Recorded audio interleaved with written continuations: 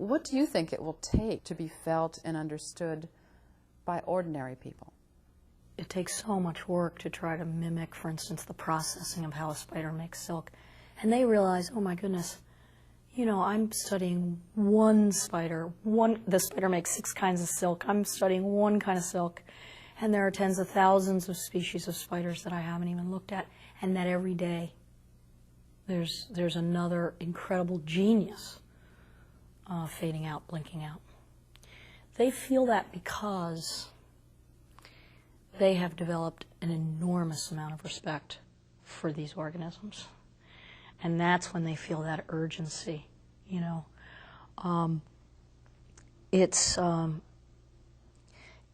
really good question, because I often say, what will it take for people to want to preserve organisms, not just the charismatic megafauna like the panda, you know, but the smallest little nematode, and know that each organism, even the unnamed ones, out of the 30 million, we've only named 1.4 million, and we don't know them very well.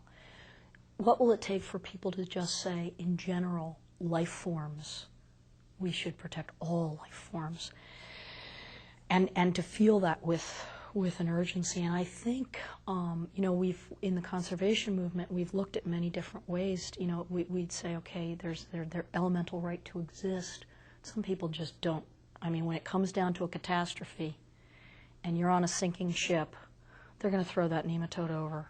Okay, now what will it take for them to bail water to save that nematode and all the others in that sinking ship? Okay, I think it's going to take a level of understanding that we're not quite yet at, but we're approaching. And it's this level of understanding that we are a species among species, and that our very biosphere, the functioning of our biosphere, the breathing of it, okay, the heartbeat of it and the flow of its blood depends on every single one of these organisms, okay, including us.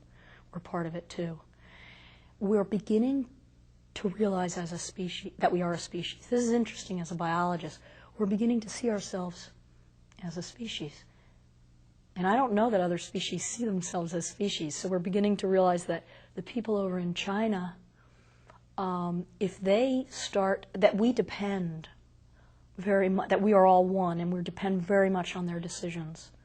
If they decide to create power with coal-fired power plants, we are all going to suffer from the glazing of the earth, okay? We're realizing this.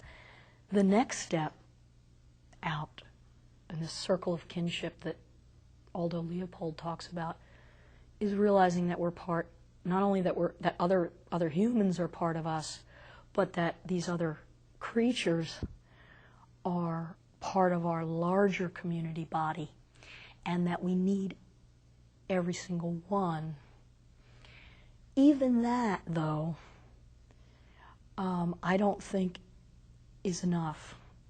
I think just needing them for our survival is still a utilitarian approach. I think what really will change it, and what I've seen in the biomimics, is this respecting of them. It's very difficult to throw your mentor over the sinking boat.